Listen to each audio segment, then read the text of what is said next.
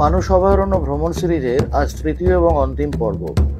গত দুই পর্বে আপনাদের দেখিয়েছিলাম কিভাবে মানুষ পৌঁছাবেন, কোথায় থাকবেন, কিভাবে সাফারি বুক করবেন, আর দেখিয়েছিলাম মানুষের ফুল ডে সাফারি, সঙ্গে পাড়ি দিয়েছিলাম ভুটানেও।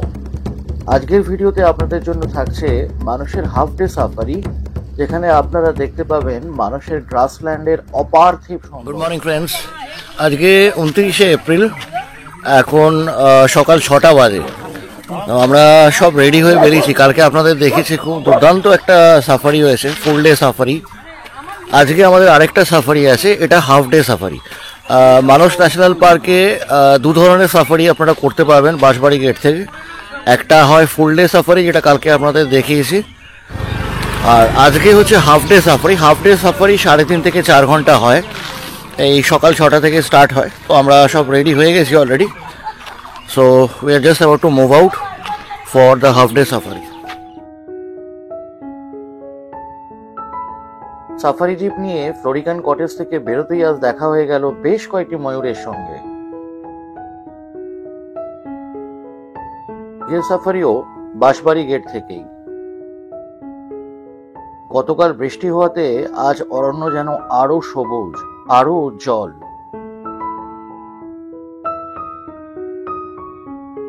একটা ওয়াচ টাওয়ার পেরিয়ে একটু এগোতেই পেলাম দেখা এই জঙ্গল ফাউলের। ওই দেখুন,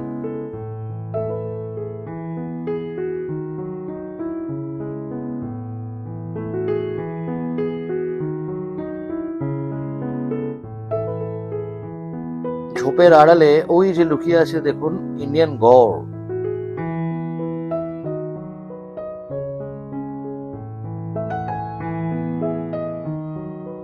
বন্ধুরা, আজকে মূলত আমরা মানুষের গ্রাসল্যান্ডটা এক্সপ্লোর করব। অসাধারণ সৌন্দর্য এখানকার গ্রাসল্যান্ডের।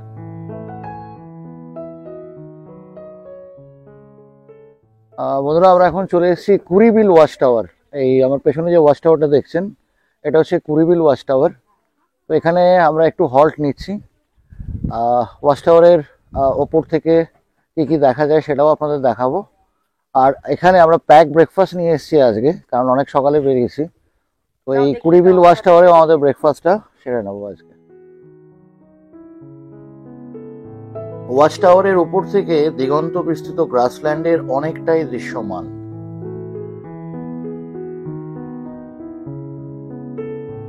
একটু চোখ ঘোরাতেই দেখা পেলাম দুটি বন্য হাতি ওয়াচ টাওয়ারের খুব কাছাকাছি।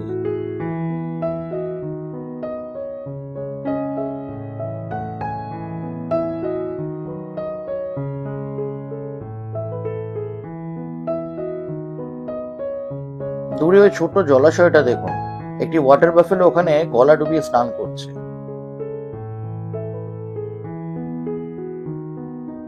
এবার ব্রেকফাস্ট কন্টেনারে করে আমরা প্যাক করে এনেছিলাম। এই কুড়িবিল ওয়াচ টাওয়ারেই আমরা সেরে নিচ্ছি ব্রেকফাস্ট।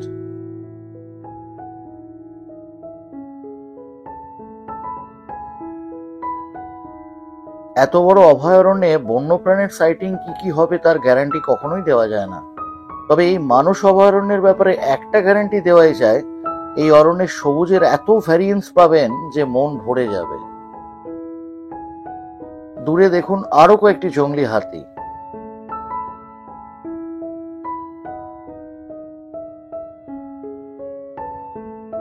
এটা আরেকটা ওয়াচ টাওয়ার, তবে এখানে দাঁড়ানোর অনুমতি নেই। ওই ওয়াচ টাওয়ারটা ক্রস করতেই পেলাম এই বার্কিং ডিয়ারটিকে।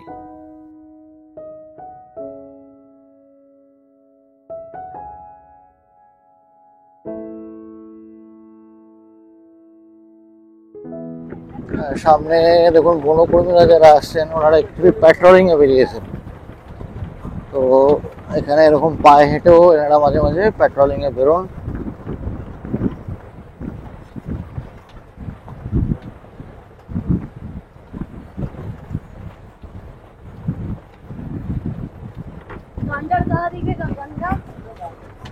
आगे भी दिखेगा।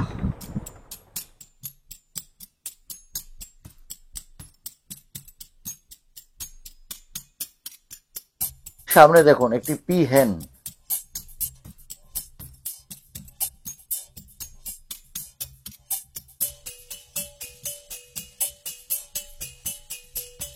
এগুলো কিন্তু বন্য নয়, কুঙ্কি হাতি।